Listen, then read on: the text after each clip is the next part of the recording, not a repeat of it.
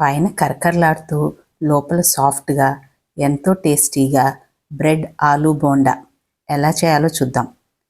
ఆలూని pressure cook చేసుకోవాలి. ఉడికించిన ఆలూని ఇలా మ్యాష్ చేసుకుని రెడీ చేసుకుందాం. మ్యాష్ చేసిన ఆలు, పీస్, సన్నగా తరిగిన పచ్చిమిర్చి, కొత్తిమీర.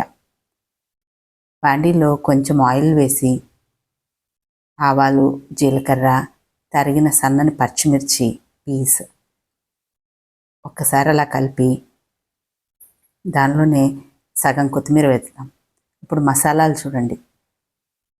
కొంచెం జీలకర్ర, కొంచెం ధనియాల పౌడరు, కొంచెం ఆమ్చూర్ పౌడర్, కారం, పసుపు, ఇంకా ఉప్పు. ఒక్క నిమిషం ఫ్రై చేద్దాం. దానిలో ఇప్పుడు ఉడికించిన ఆలు వేసుకోవాలి.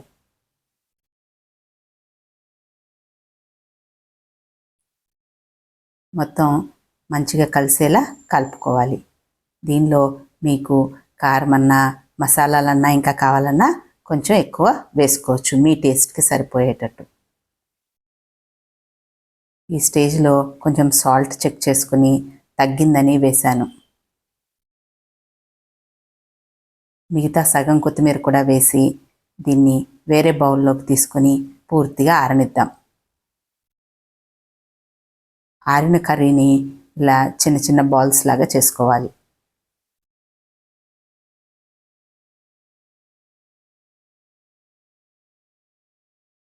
ఇలా బాల్స్ రెడీ అయ్యాక బ్రెడ్ తీసుకుందాం. బ్రెడ్ సైడ్స్ ఇలా నీట్గా కట్ చేసుకోవాలి. ఆ సైడ్ ఉంచినా కూడా బాగానే ఉంటుంది, కాకపోతే కొంచెం డార్క్ కలర్లో కనిపిస్తాయి.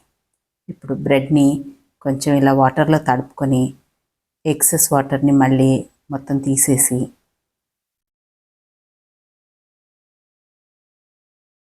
దానిలో ఒక బాల్ పెట్టి ఇలా చుట్టేయటమే. చాలా ఈజీ అండి. మళ్ళీ ఇంకొకటి చూపిస్తాను. ఇలా వాటర్తో కొంచెం డిప్ చేసుకొని దానిలో ఎక్సెస్ వాటర్ తీసేసేయాలి.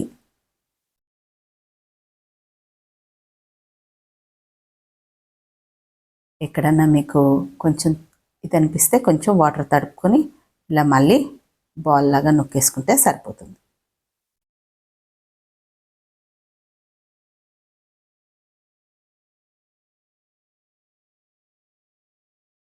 ఇవి కూడా రెడీ చేసుకున్న తర్వాత డీప్ ఫ్రైకి ఆయిల్ పెట్టుకుందాం.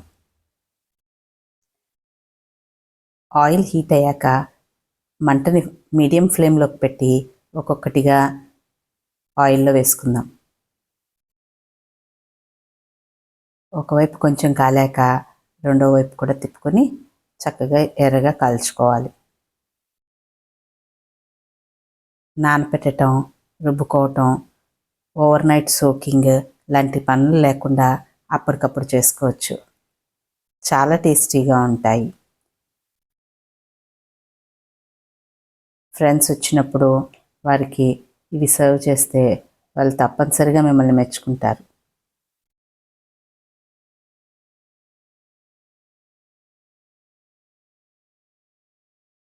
బోండాలు రెడీ అండి.